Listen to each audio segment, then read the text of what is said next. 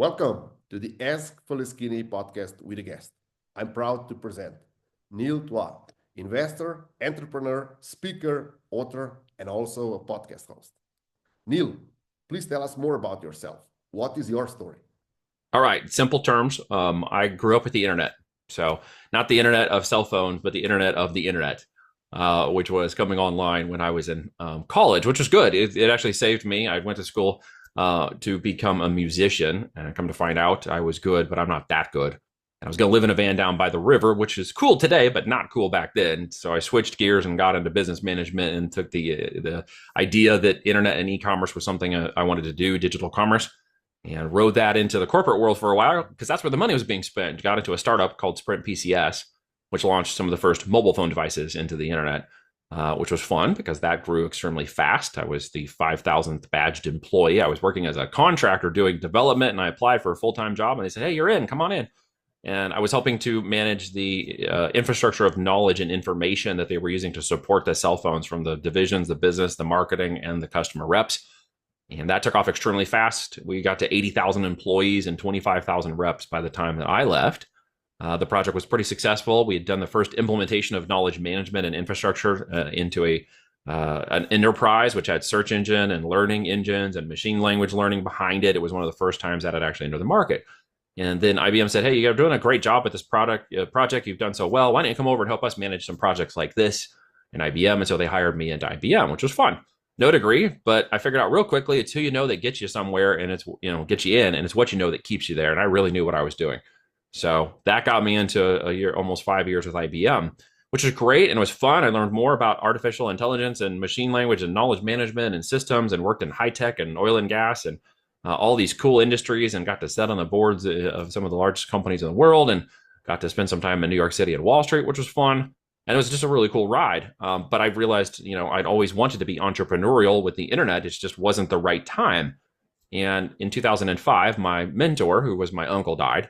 He was kind of my rich dad in terms of knowledge and information and business, as where my dad had, spent 30 years working as a hardworking blue collar guy and didn't really talk about money and didn't, finish graduating from high school. And he's just an amazing guy with the hardworking and perseverance and just all the things that a man and a father should be. He just didn't talk about business and money, and I had no idea how to do that, but my uncle did. And he died in 2005, which kind of left me a little bit of a spin out in a couple of years until I figured out it was definitely something I needed to do. Now IBM just came in and said, "Hey, guess what? You can do it sooner. We'll give you early retirement." And I said, "Okay, I'm out." So fired the man and left, right? And launched that. In the same year I got married.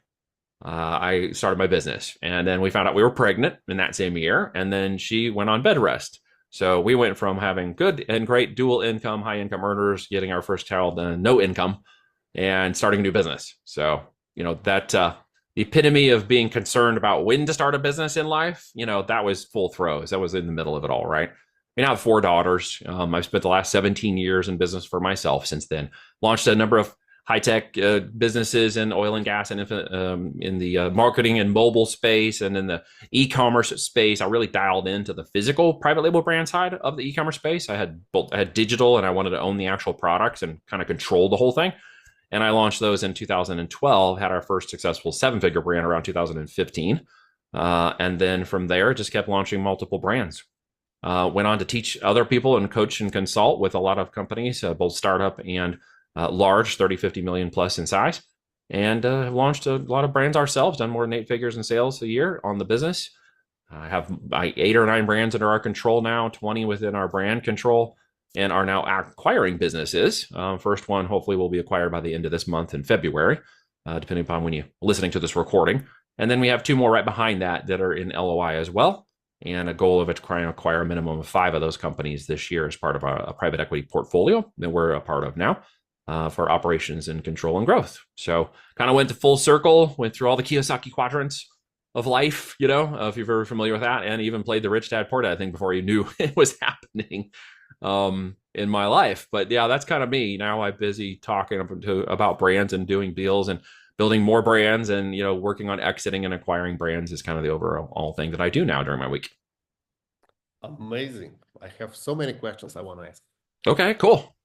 I'll try to keep that down to a simple summary. Hopefully that was not boring. No, no, that It's, was really interesting, and I really like how you switched the industries and, as you said, went from one quadrant of Kiyosaki to another.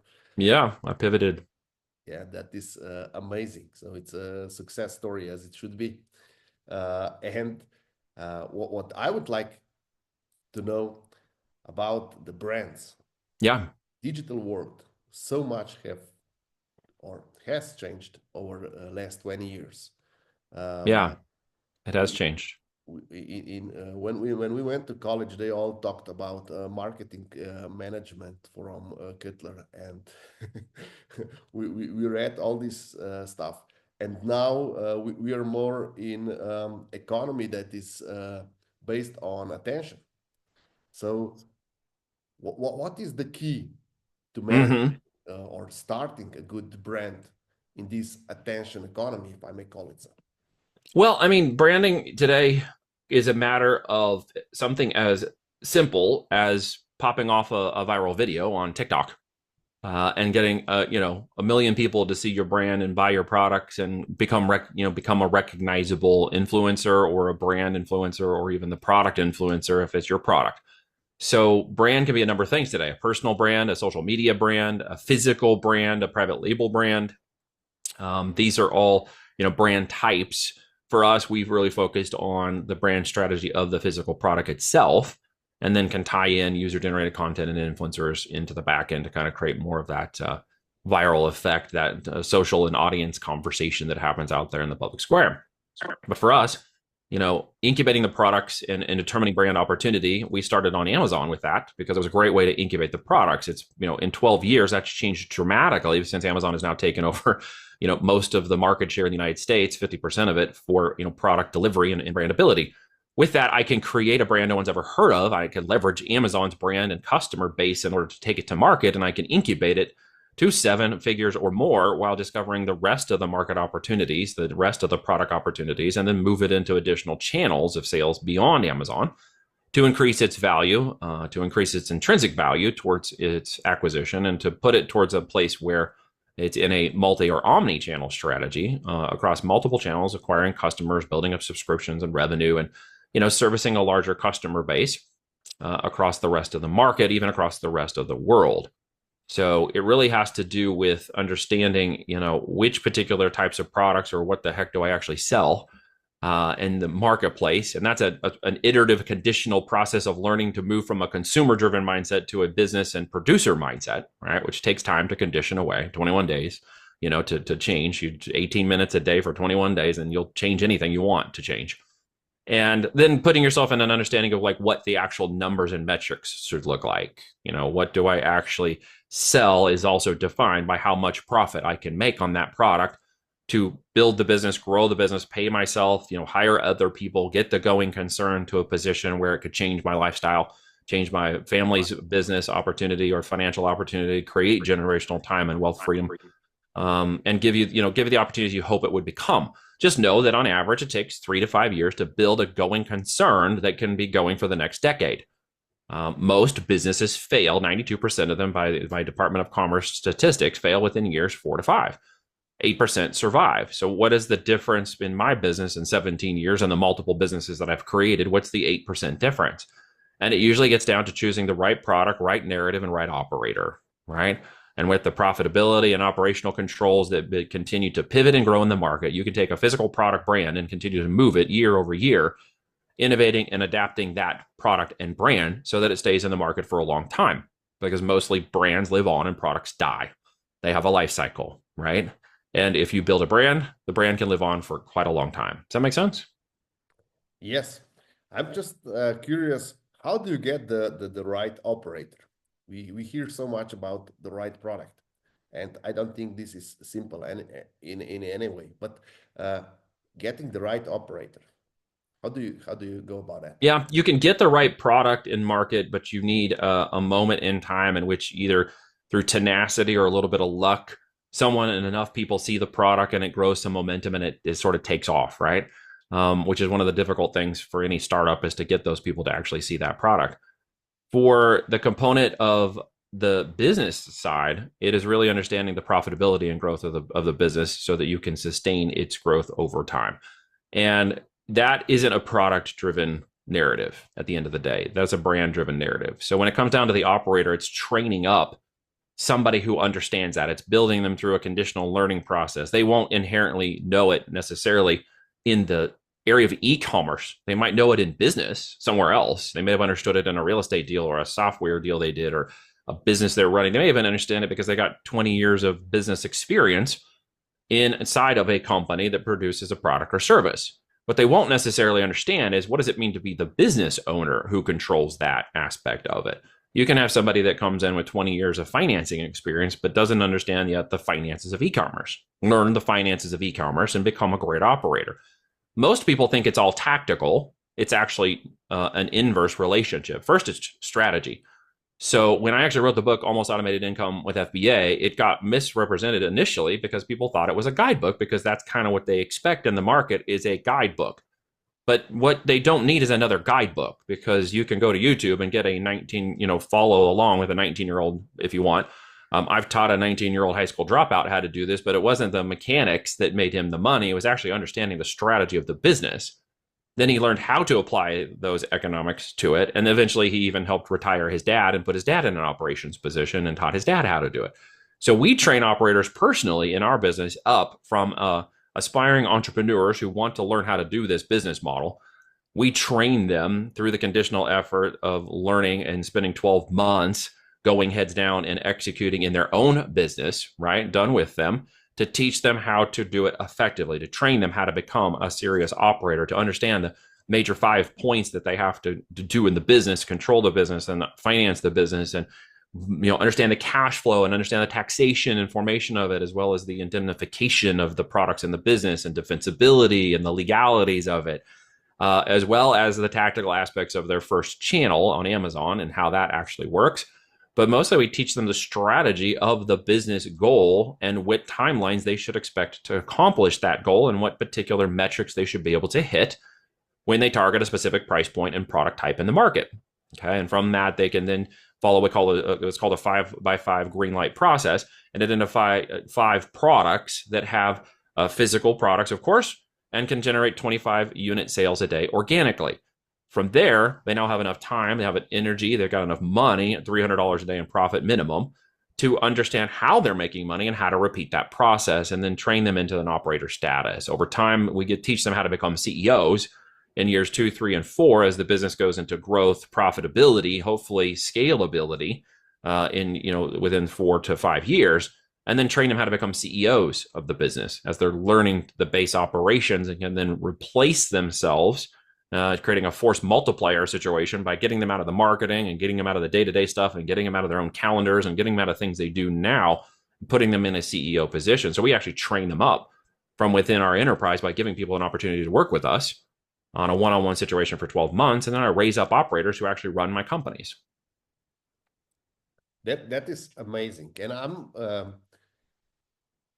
astonished how realistic you are, because a lot of courses are just, come here 3 day or intensive 14 days course. And we call them hopium dealers here in the United States. They're hopium dealers. They got little dime bags of marketing on the internet. It really sells good. It's too good to be true. It's, build $1 million business in 3 to 4 months or 3 to 5 minutes. And it's like a race to out market each other through these ridiculous claims and falsified claims that don't actually, are not substantiated by real business, real time in business, and real expectations of capitalization, and specifically the time, energy, attention, and the money or team effort it takes for beyond an individual to reach those kinds of goals.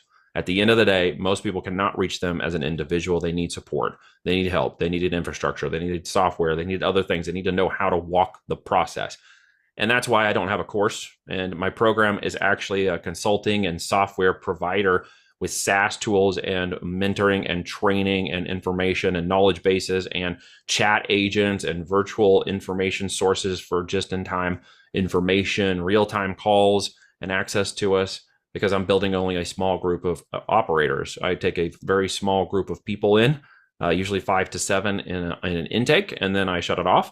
And I'm only looking to work with the individuals that come through an application process and deem themselves to be in the right mindset initially to actually do the business. So they're willing to do it. They have the aptitude to do it. They take 100% responsibility for their own business outcome and opportunity by doing it. And they have their own set of goals and objectives that we're kind of working for together in parallel with where I'm going. And my big, hairy, audacious goal is to acquire their company in 5 years or less. So they know when they work with me from the very beginning that the goal-oriented aspect of getting them to do this correctly is to have a going concern that is profitable and a saleable asset within 4 to 5 years that has more than $1 million in seller discretionary earnings.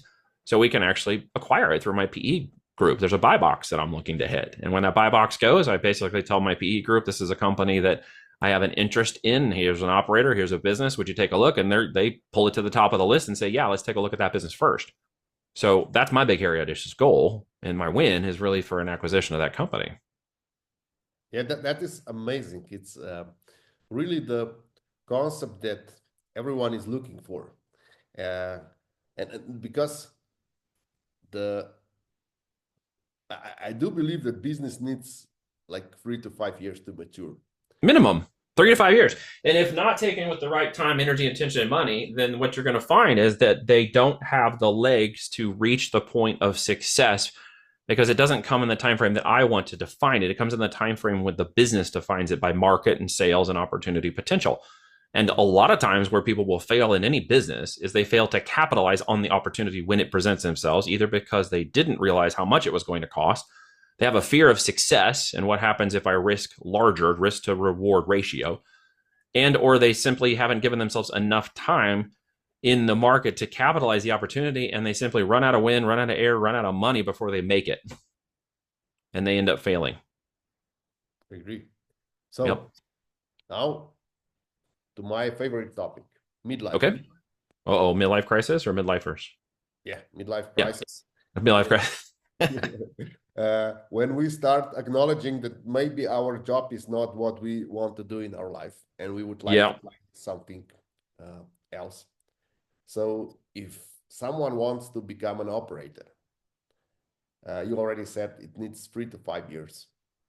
And it's not easy. You said that everyone has to assume full responsibility for the outcome. Again, if it was easy, everybody would do it, right? That's not a cliche. That's an actual understanding. That's a realistic understanding. Yeah. Okay, so who should think about it? Yeah. Who is the one that should say, okay, I don't want to do my job anymore, or and I want to become an operator? Well, I will tell you about some of the people that are doing it and who they are. Maybe we can define it that way.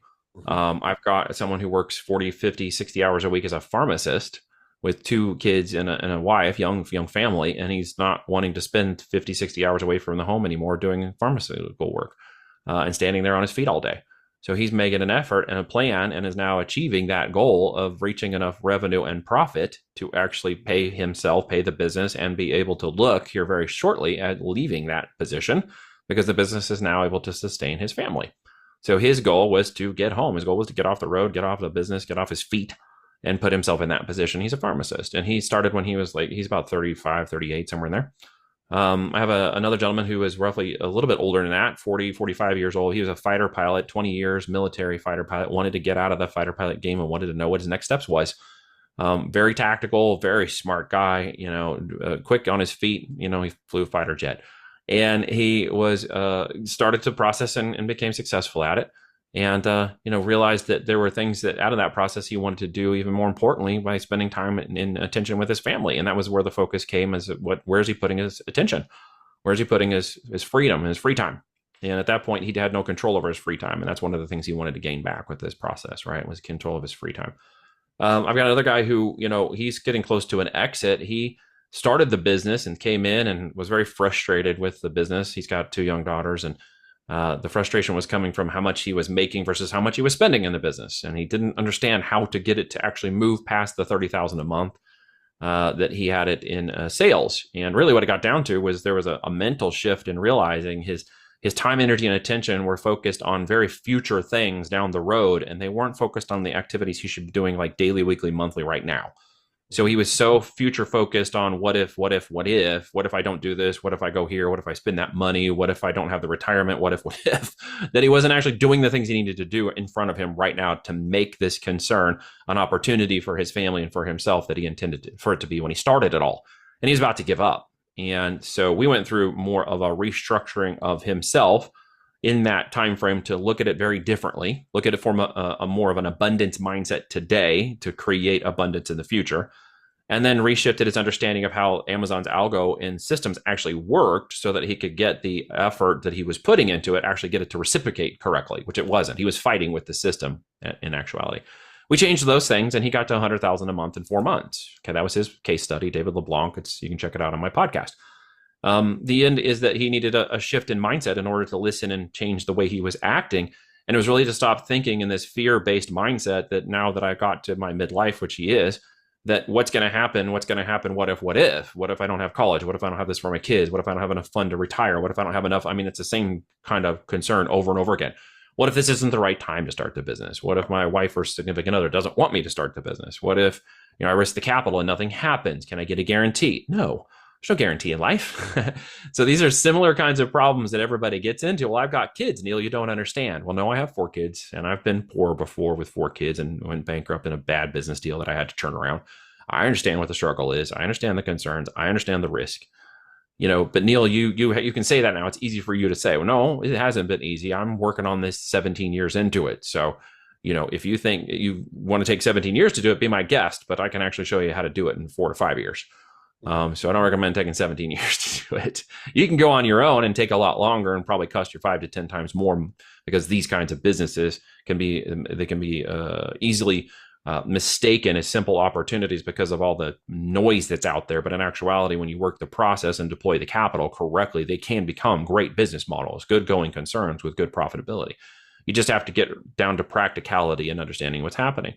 So the joke, is that, if you have a midlife crisis, you probably need to look at where you are in midlife and then just look forward and say, well, if I'm 35, that means I'm going to be 70 when I die. Okay, so actually, if I imagine I'm being 70 or 80 right now, and what's that actually look like? Well, then come back to the current time you're at and realize you now have 20 to 30 years ahead of you. Yay, congratulations. You should actually do something about it. You should actually take action. You get one shot at this, and any fear of failure, of success, any fear of whatever business model. This is just philosophical at this point. You could be a real estate agent. You could go out and flip used cars if that makes you happy. You could build an e-commerce business. The end story is it doesn't matter. It's the same mindset at the end of the day. The tactics don't make the money. The mindset and the strategy do. And that is literally reminding yourself that you have a lot of this future ahead of you, but it's not going to be accomplished unless you start working on it now. Unless you start taking 3 feet at a time, 3 feet at a time, 3 feet at a time, and then eventually look up and realize you've got an entire mile, will it not actually occur? You want to get to the end of the mile. So does every 19-year-old life coach, right? But the end result is you're not going to get there with that kind of information without actually taking a walk. So you have to get past your fear. You have to spend money to make money in this world. The idea that anything you can do is completely free and will make you a 7-figure business is a lie sold to you, because 99.99% of people will fail at that. The idea that you need to innovate something completely unique, you need to be an Elon Musk, you need to get on Shark Tank, you need to make this completely unique idea that's going to make us $1 million is wrong. That's less than 1% of people's success, right? So the 99% of people who get into a business and become successful with a product or service are the ones who literally get in there, become tenacious, work the process, and eventually find a product or service narrative offer, okay, an irresistible offer in their product or service that goes to the market that they can deliver, produce results, manufacture, create, and do repeatedly, and teach others how to do it repeatedly, and grow it into a good business and a going concern. But for those in their mid-tier life, you really need to stop and look. If I'm 40 and listening to this right now, do I think that I've got until I'm 80? Well, now you've actually become a little arrogant and prideful, because statistically, you don't. Statistically, you have until you're about 75, maybe 76, right? And that's an average. So consider yourself on the bottom half of that average and put it into your mind that maybe it's 70. All of a sudden, there isn't that much time left to do the things you think you need to do, to spend the time with the people you want to spend the time with, because in the end, they're the only ones that are going to see you out of this life in the end. So you might want to put more time and energy into them. That's my 2 cents. Thank you. That's amazing. I really think That is one of the biggest dilemma of midlifers. They procrastinate. They first feel sorry for themselves. They feel anxious, as you explained in your case, that your client is or was thinking about the future problems. So that is typical anxiety. 100%. 100%. They're typically thinking on time. Well, Neil, I don't have the time to do this. I have a job, I have a family, I have other things to do. If that's the way you're saying to your head right now, then you've already lost. You failed before you've even started. Congratulations. You're a failure. Now what? Well, you move past that point and start looking at this opportunity to become successful when you actually start. Okay. And by the way, the business isn't successful until you deem it successful. And it actually doesn't start until you generate revenue. So up until the point where you get an idea or form a company or whatever, until you sell your first product or service, you actually don't have a business yet. So get to that point, and then you can say you have a business, right? This is where people kind of get caught up in the wrong mindsets, wrong ideas. They get caught up in the hopium and the anxiety and the need for the capital or money or change to occur faster. I get it. You want it to happen now. Totally. I understand. I've been there. But don't let desperation and fear kick in. You'll make bad decisions. You'll make classic bad decisions. Okay. You'll go off and invest in an Amazon automation or Walmart done for you nonsense thing because, well, if I just put in the $30,000 or $40,000, they'll do the whole thing for me. And then I don't have to do anything and it's passive and whatever. And like 89% of those are all scams. And they're meant to scam you out of that. So don't fall for that. I have people crying on my shoulder once a month coming in from those saying, please help me get my money back, or look, I lost this money or whatever because they took off and they disappeared. Do it 100% for yourself. Find somebody to help you secure the knowledge and information or tools to get it done the right way so you can go faster. Keep it for yourself until you have a trust relationship with them, and then look at who you could hire and expand out into your business. That's the right approach. That's the wisdom approach, not the amateur approach, right? But take that risk, because one way or another, if you don't ever get started, you're never going to win. Yeah, and I do believe that there's not one advice that will solve everything. It's a learning curve, and you That is correct. need to be ready to fail, but if possible, fail in a way that you can recover and move on. But there is a failure on every entrepreneur's. What is a failure? As I tell my kids, what's a failure? And their answer, and they'll tell you, is to quit. That's the failure. The failing in the process of business or learning is to fail forward or fail up. It's to continue the process by which you learn, try again, learn. If you don't actually learn something from the mistakes out of it, you've not actually accomplished anything. So without that, you're never going to see any of that success. My room is filled to the top of this room with failures. It literally is. There's a dead, buried bunch of bones and dead stuff behind me that just didn't make it. Ideas that died, businesses that tried, situations where I thought the product was going to be great and it just wouldn't sell enough. And so we had to ditch it and move to another one, and brands that we thought were really going to go, and they started to go and everything looked great. And then all of a sudden it's just like it wouldn't live. And so we had to kill it. Like there's just many of that occurs in any process of business. It's tenacity and perseverance and pivoting that the entrepreneurial will win. And if they can't come into it with that frame of mind, if they have to have a guarantee, if they need a guaranteed income to replace their W-2, then don't leave your going concern until you have enough profit in your business for at least 3 months before quitting your other endeavor, whatever it is, or changing your business model, or starting a new line, starting this kind of business model while doing another business model. One way or another, don't, stay focused on what's making you money, but be willing to try and get something new going as quickly as possible, giving it a realistic amount of time. Thank you. These are incredible insights. And before we conclude, I would like to ask you for another insight, maybe trick of the trade that you can share with our listeners and viewers when they would consider going online and in e-commerce. What is the number one thing that they should be aware of? Well, usually it's around time and money. So let's address those two because they're kind of one in the end. One has to do with what time you put in. The other one is how much money you put in with the time that you're putting in, and how invested you get. We say don't marry your products, steal someone else's girlfriend instead. So when we come in here, there is a number of products that you will try to make sure you figure out what's working. The time involved will be however long it takes you to get through the process of doing it. There's expectations of when you would do things in the time that's required to do them to help push you forward and help motivate you to stay on focus and on point for what's going on.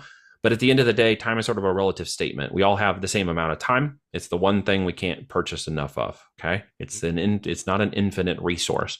So if we're going to use our time, we need to use it wisely. And when we do use it, we need to remember that is prioritizing the time that is most important.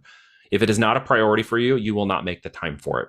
Okay. If it is not, if you go to your kids and say, hey, instead of saying I can't do that right now, you tell them you're not a priority. Learn how the language changes the effect. Speaking the language is acting the language. If you can tell your family they're not a priority, be very careful with that, right? Because you're now prioritizing other things above what's purpose and value over maybe what's profitable. And we need to be careful with that, because as we speak that out in abundance, we have to be careful what comes back and what we will gain from those efforts. So really the number one thing for people to understand is to spend their time wisely. Spend it as though it is a currency that is not unlimited, as though you do not have an infinite amount of days left to do these things, that you may regret never trying it. So you might as well try it. And when you do, put your whole heart into that effort, because you're never going to really work it well if you don't. And then give it whatever time is going to be required to do it. Do not collapse time into your space, but allow time to become what it is. And whatever time frame you're giving that is going to be in abundance. And if you give in abundance, you will usually receive in abundance. That's amazing. Thank you very much. Neil, where can our listeners and viewers reach you? Sure. If any of this interests you and you want to apply or at least look at what we're doing at Voltage, we have spots we open each month. Then you can go to voltagedm.com. That's voltagedigitalmarketing.com. And voltagedm.com, there's training, there's a book you can get for $4.99 on the digital copy. You can grab a paperback copy off Amazon. You can watch our trainings. You can get into our newsletter and get tips and information and stuff what's happening about the Amazon and e-com world right now, because we do multiple channels beyond Amazon too, full e-commerce.